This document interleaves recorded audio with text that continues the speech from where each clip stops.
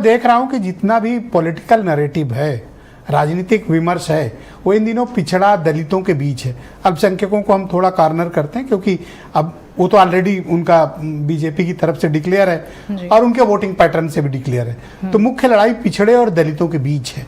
आपको लगता है कि उस विमर्श में बीजेपी पूजा पाल के वाले मुद्दे को हाईलाइट करने में कामयाब हो गई?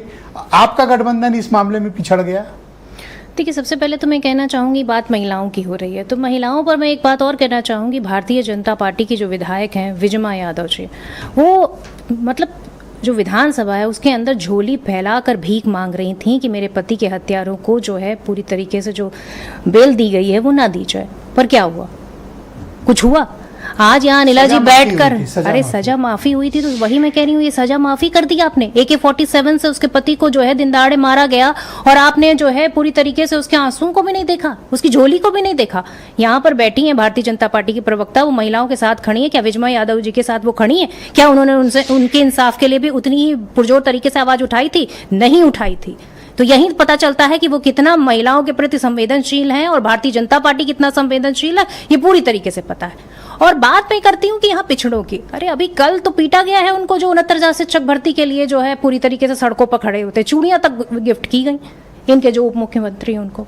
तो आप ये बताइए कि पिछड़ों का आप हक मारेंगे, फिर कहेंगे कि आप पिछड़ों की राजनीति करते हैं। अरे भाई आप ये बताइए ना, 69,000 शिक्षक भर्ती पर आज तक मतलब कोर्ट का फैसला आने के बाद भी आप उनका हक मार के बैठे। दूसरी चीज मैं ये पूछना चाहती हूँ कि जिस तरीके से आज वोट का अधिकार छीना जा रहा है, वो किसका छीना जा रहा है? उन्हीं गरीब का, उन्हीं पिछड़ों का, उन्हीं दलितों का, जो कहीं भी पूरी तरीके से जो इनके वोटर इनको लगता है कि नहीं है, उनका हक मारा जा रहा है। अब वोट में आप देखिए किसी तरीके से बीजेपी का कोई नेता बोलने को तैयार नहीं किया। क्या उनका कोई एक भी वोटर नहीं कटा? मैडम जी, पूजा पाल को क्यों निकाला? देखिए, पूजा पाल जी को अगर पार्टी लाइन के खिलाफ गए इसलिए या कोई और बात है? देखिए, ये उनकी पार्टी का अपना विषय है, तो मैं इस पर बहुत ज्यादा नहीं बोलूंगी। पर मैं इतना जरूर कहूंगी कि अगर उनके तथ्यों पर, अगर उन्होंने जो आरोप लगाए हैं वो सच हैं, तो पूरी तरीके से उसकी निष्पक्ष एजेंसियों के माध्यम से जांच होनी चाहिए। और अगर जांच में ये पता चलता है कि उन्होंने झूठ आरोप लगाए हैं, तो उन्होंने धोखा दिया है अपने समाज को, उन्होंने धोखा दिया है उस पूरे जो है वोटर को, जिन्होंने उनको वोट देकर उन्होंने अपने हक के लिए उनको सत्ता में बिठाया था। तो मैं समझती हूँ ये उनके साथ पूरी तरीके से विश्वासघात है और नेक्स्ट टाइम जनता उन्हें बता भी देगी कि किस तरीके से विश्वासघात करने वालों का क्या अंजाम होता है। आपके गठबंधन पे आरोप है कि आप लोग अति पिछड़ों को ज्यादा बर्दाश्त नहीं करते हैं।